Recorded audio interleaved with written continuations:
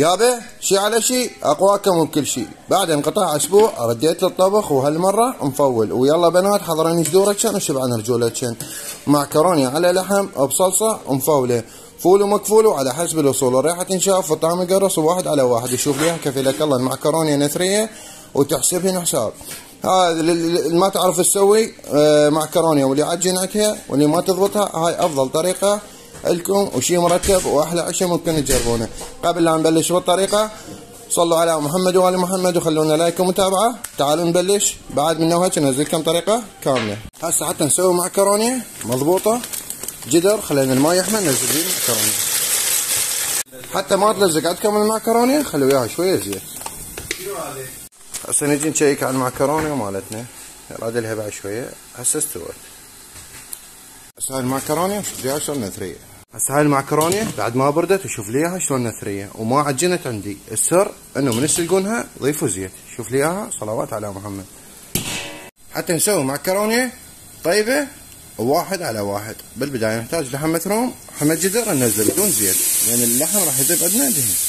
هسه هنا اللحم استوى عندنا وذب الماي مالته. نجي ننزل عليه بصل مقطعينه ناعم، فلفل بارد، فلفل حار وثوم ونحمسهم. هنا نجي نضيف شويه زيت. هسه ننزل شويه طماطم مقطعينها ناعم. هسه نعطيها عصره ليمون، ليمونه واحده كافي او نص ليمونه. للبهارات وللتوابل نحتاج خاشوقه ماجي لحم، فلفل اسود، بابريكا مدخنه، 7 بهارات، ثوم مطحون، بصل مطحون، زنجبيل مطحون وفلفل احمر نضيفهن. هسه نحمسهن. هسه نجي نحمس. هسه هنا للصلصه حتى يطلع عندنا شي طيب ومرتب، خاشوقتين معجون كبار، 3 خواشي كاتشب وخاشوقتين شطه. نجي ننزلهم.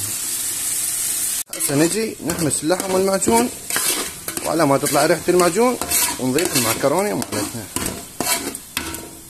طبعا اعتذر على الدقه انه هذا موبايلي وهذا تصويري. تحياتي لكم. هسه نضيف رشه ملح. هسه نجي نضيف المعكرونه وشوف ليها شلون نثريه. يلا اتحدى واحد يسويها هيك. شوف نثريه تخبل. ضيف المعكرونه وارجع. هسه نجي نخلط المعكرونه وهي الصلصه واللحم. يشوف ليها غير مفوله كفي لك الله. اطيب عشاء ممكن تجربونه. هنا خلطنا المعكرونه وشوف ليها شلون اخذت لون. وبما انه وصلت هنا فخلينا لايك ومتابعه وكمل. وهاي كملت المعكرونه مالتنا ونثريه بتنحسب حساب. ولا تنسون تخلونا لايك ومتابعه. خلينا نوصل 350,000 اخ واخت. بسم الله.